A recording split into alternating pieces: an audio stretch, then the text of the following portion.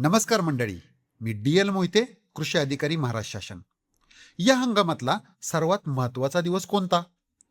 पेरणीचा दिवस. पेरणीच्या दिवशी कोणती कामे करायची? चला पाहूया. पेरणीच्या आधी करावयाचं सर्वात महत्त्वाचं काम म्हणजे बीज प्रक्रिया.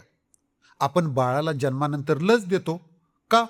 रोगप्रतिकारक शक्ती वाढावी म्हणून. तसंच आपल्या बियाण्याचंही लसीकरण केलं पाहिजे. आता बियाण्याचं लसीकरण म्हणजे काय? बीज प्रक्रिया. बीज प्रक्रिया केली नाही तर बुरशीजन्य रोग, किडींचा प्रादुर्भाव सुरुवातीपासूनच होतो. बीज प्रक्रिया ही 3 टप्प्यात करायची. लक्षपूर्वक ऐका. पहिला टप्पा बुरशीनाशकाची बीज प्रक्रिया. यासाठी कोणते बुरशीनाशक वापरायचे, त्याचे प्रमाण काय, यासाठी ही स्लाइड पहा.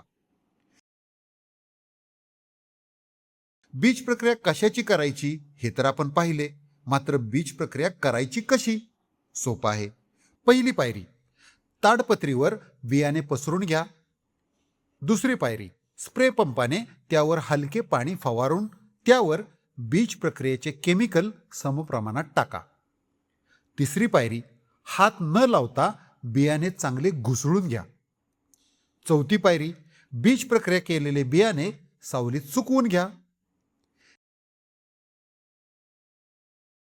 त्यानंतर कीटकनाशकाची बीज प्रक्रिया करा.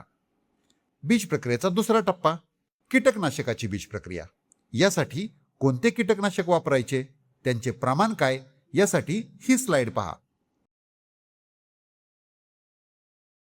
ज्या पद्धतीने आपण बुरशीनाशकाची बीज प्रक्रिया केली होती त्याच पद्धतीने कीटकनाशकाची बीज प्रक्रिया देखील करा. बियाणे सावलीत सुकवून त्यानंतर किमान 3 तासांनी जैविक बीज प्रक्रिया करा. बीज प्रक्रियेचा तिसरा टप्पा, जैविक बीज प्रक्रिया.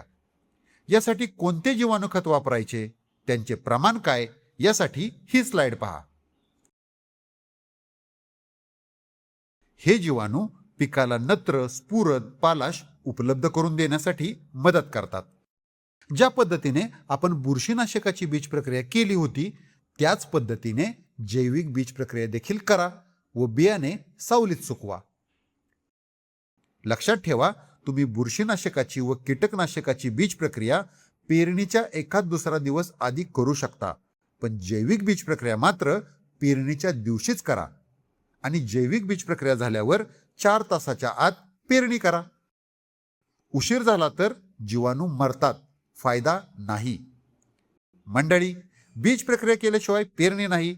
आधी बुरशीनाशकाची, मग कीटकनाशकाची आणि शेवटी जैविक, त्यानंतर 4 तासात पेरणी. हा क्रम नक्की पाळा.